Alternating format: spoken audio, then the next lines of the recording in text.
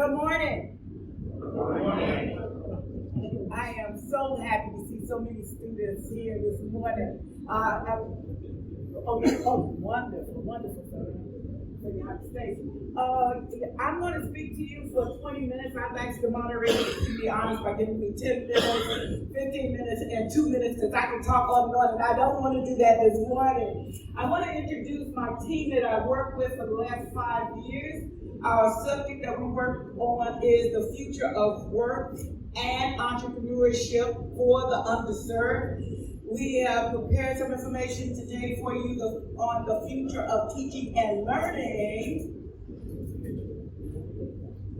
in the UnScaled economy, and that talks to the technology that's coming or that's already here. I want to introduce my colleagues first. Nia Rock, she's actually our business advisor, a financer, a banker. She's been with us and supporting us in her institution. Is there a problem? It's okay. Yeah, okay. And they have funded some of our research that we have been doing.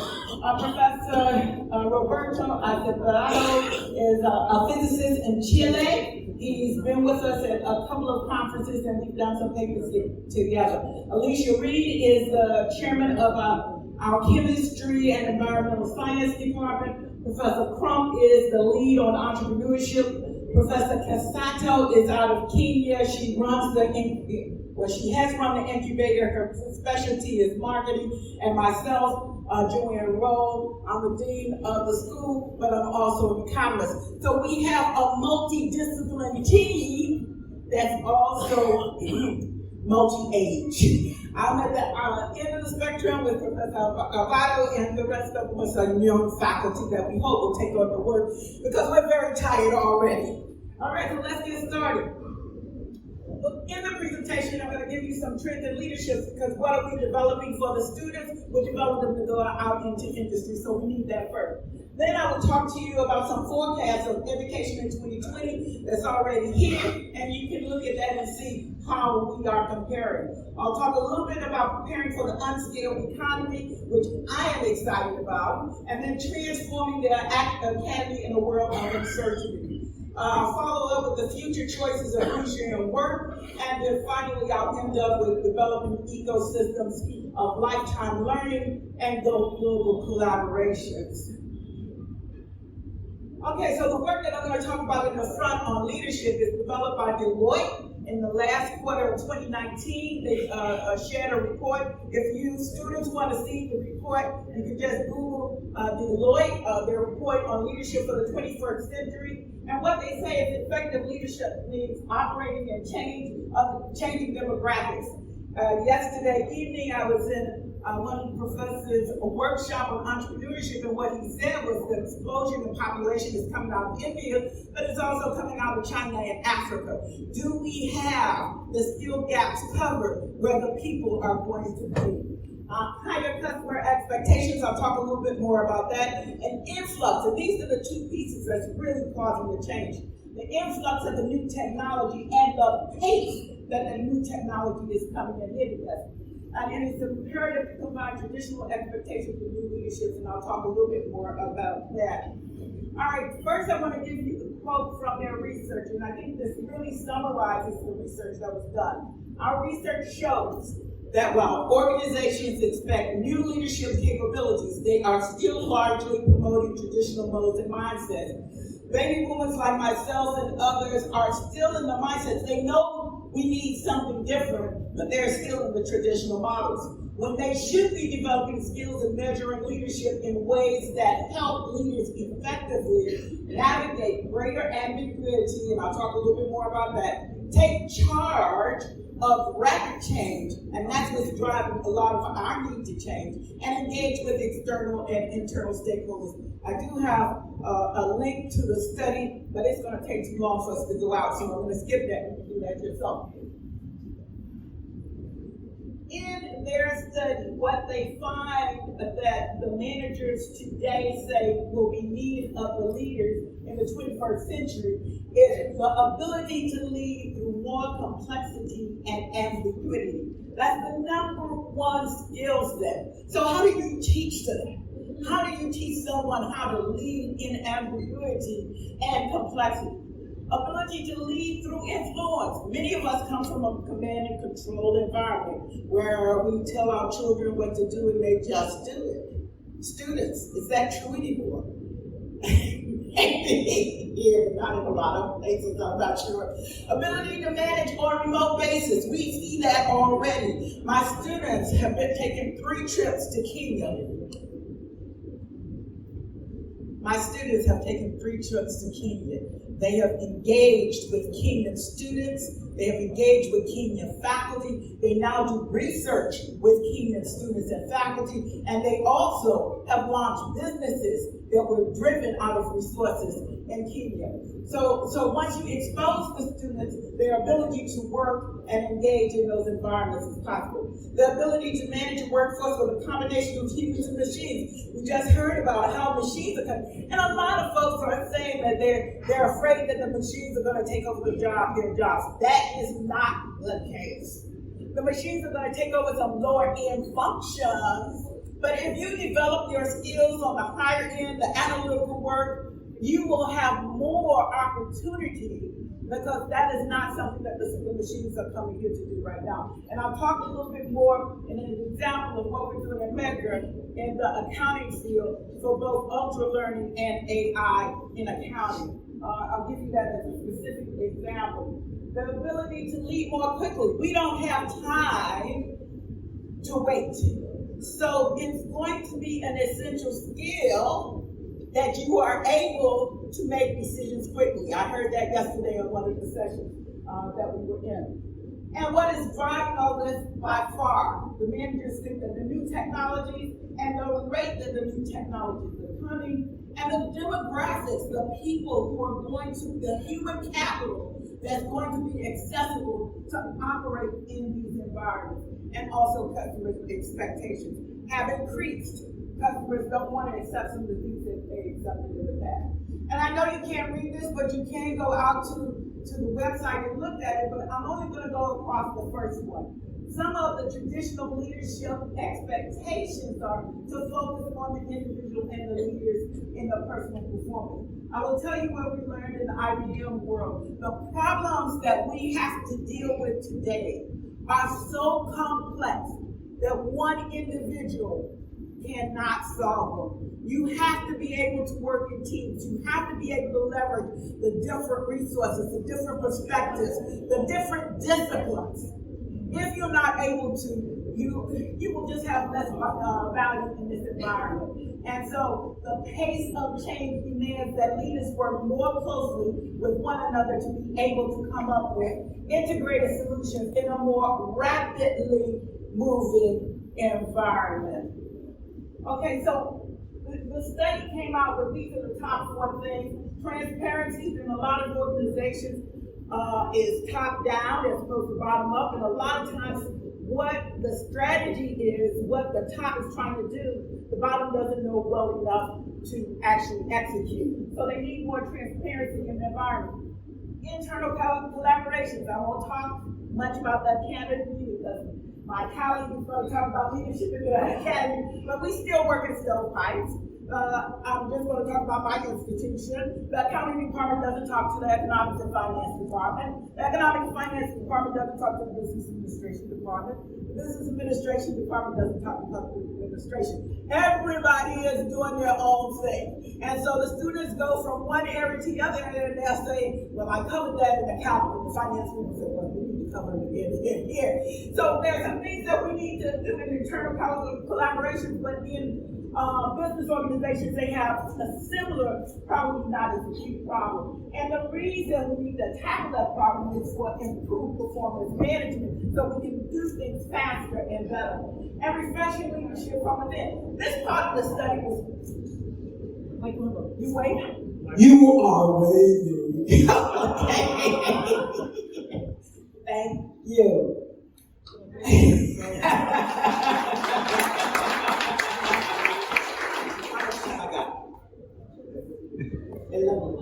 Okay, all right, 11 business and I'm just through leadership, so I got it. But what I found very interesting from this last point in the study was, you know, a lot of recruiters go raiding, especially in computer science and some of the other disciplines, from one business to another business, driving up the price of wages for computer sciences. What they found is it's much better to take your dollars and develop in the loyal employee who's going to stay. Give them those skills that they can learn how to work with the machine, as opposed to going to a computer scientist who's going to get bored with you in 2 years, who leave you and your return on your investment is gone. So they found that in that study, that if you go to a firm, let's keep them, train them, and let them move up through the firm. So that's one of the things that I hadn't seen before. Okay, a prediction from the past. Fast Company did a survey 5 years ago, around 2011, about what the students of today would need. And that's 2020, that's right around the corner, actually, it's a couple of weeks.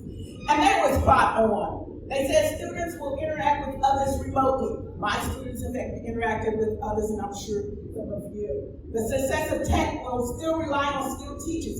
Teachers are not going away. They will serve a different function, but they're not going away. We'll think differently about the diploma now, and I'm going to give you an example of ultra learning, but now people are also valuing certificates, short spurts of skill sets that they maybe didn't get in their undergraduate training or their graduate training. Students will have a voice. Students will have a voice. They have more of a voice now. And educators and institutions will be forced to adapt. Educators all over are trying to understand what is coming down the pipe and how to prepare the students that they serve. That's our output. That's what we are here for, to prepare you. How to do that better? How to do that better so that you will be more prepared for that leadership in the 21st century that the industry says is coming. Okay, I'm going to talk a little bit about the UnScaled Economy. And I really embrace this because I think this is where there is a future for change in the underserved and embracing the technology, not running away from it. The technology is here. A broad base of talent using technologies such as artificial intelligence, cloud computing, and later augmented reality.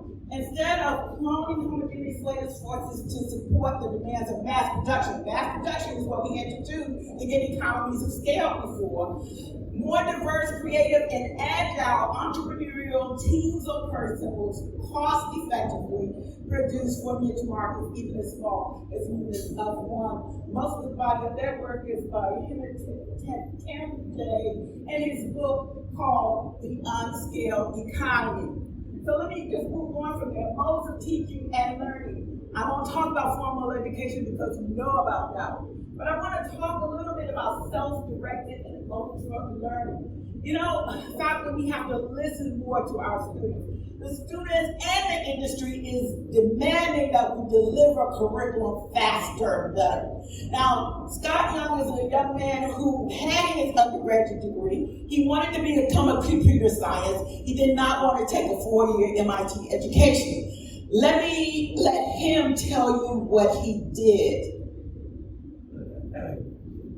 I need volume. Which is to learn MIT's 4-year computing. So let me go back, because I only really want the very first part. Alright, so welcome back to week 32 of the MIT Challenge, which is to learn MIT's 4-year computer science curriculum in 12 months without taking any classes or even being enrolled at MIT. So today I want to talk about how you learn. Okay, so he challenged himself.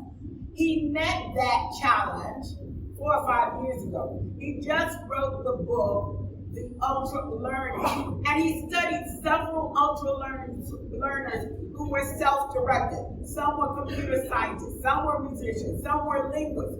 But what it said was that the new student will not necessarily want to be credentialed, but they want the learning. The computer scientist wants to be able to develop that app as soon as possible. Doesn't want to stay 4 years, 3 years, or however long we are taking for him or her to be able to develop that. And he not necessarily is interested in getting a degree, but he or she is interested in performing. Why? Because as soon as he or she gets to the marketplace, he or she is able to earn a return on his investment, which is or her time. And they need less capital now than they did before because of the UnScaled economy. I'll tell you a little bit about what we're doing at Medgar City University of New York. How much time do I have? What? 6 minutes? I can do it in 6 minutes. Okay, 24/7 is an artificial intelligence platform. They started out in Europe. They expanded their market to the US. Am I okay? They expanded their market to the US.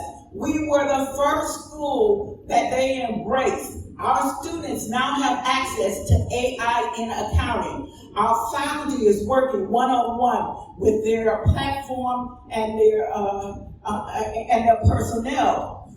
They are actually doing internships, and once they have completed internships as well as boot camp, they will not only be able to have employment with this firm, but with any of their customers that rely on this platform. Now, I don't want to sit up here and say that this platform is what they're studying. What we want them to understand and be able to work with is machines working with humans. That's where we see the value here. And so that's with a 24/7, that's the AI. I'm not going to go out to the link because the security is taking too long. But the CPA review simulation, we have the certified public examination. Usually our students study for it after they finish the 4 years. What we're doing in collaboration with the artificial intelligence is offering the CPA review in class, working with our faculty, working with our students before they graduate. So by the time that they graduate, they have more opportunities. So it's a combination of the ultra learning and the technology together, which we hope will help our students differentiate themselves. Why? Because there are many, many students in the marketplace.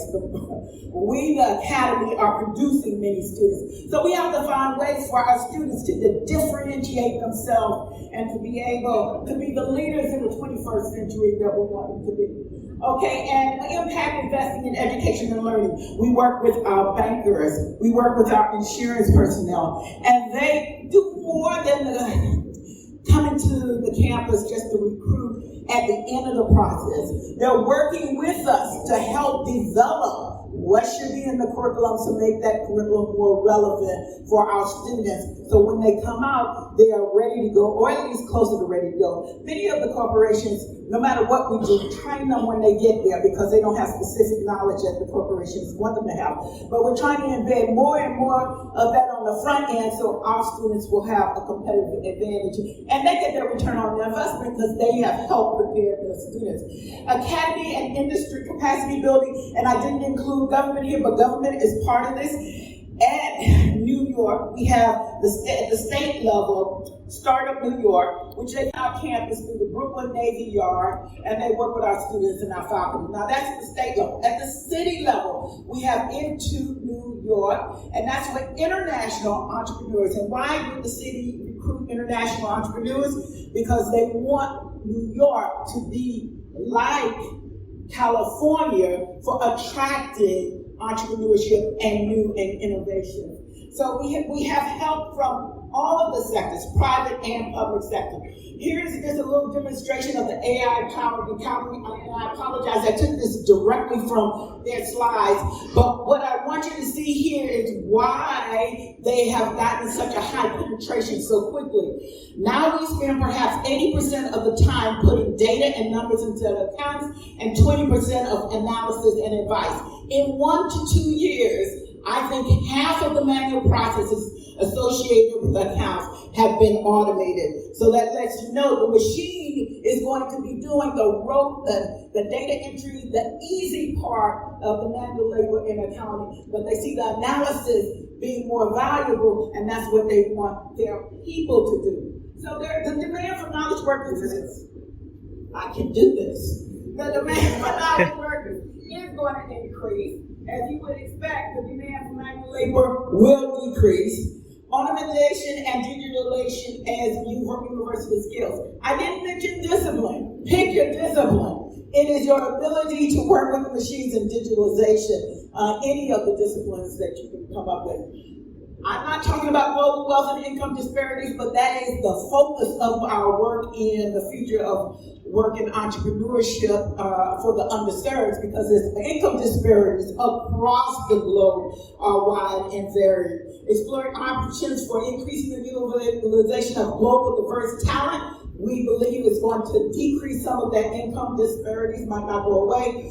Hope for the future in technology and entrepreneurial innovations. Truly believe that technology, if embraced, has a hope for the income disparity problem. And unity and community and capacity building, we all, including public and private sector, need to work together.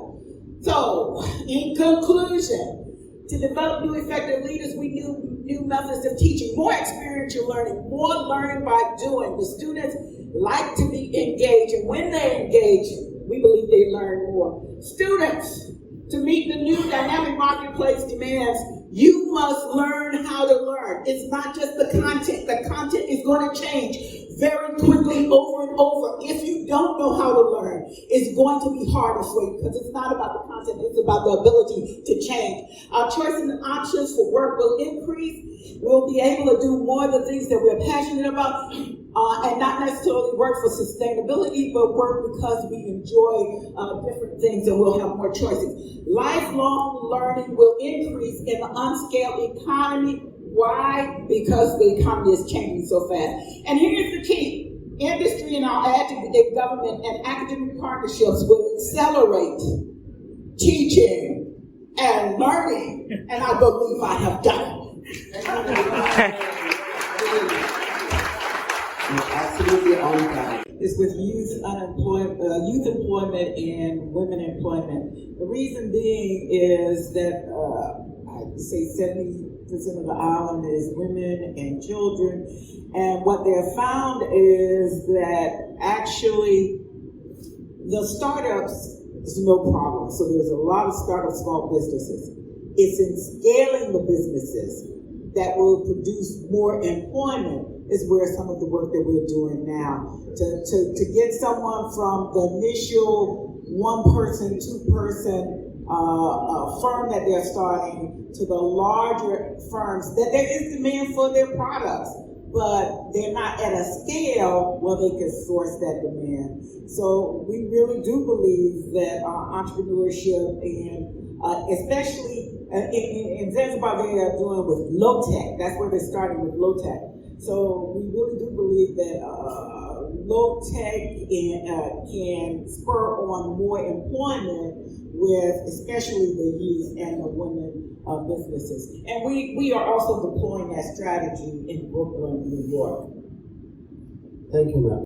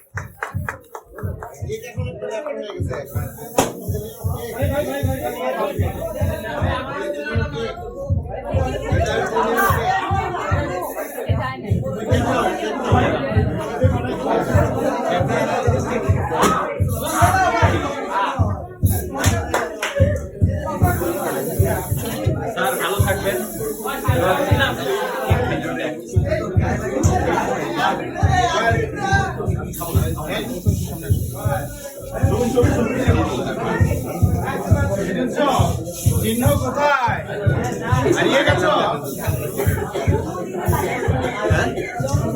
জন্মদিনে লাগে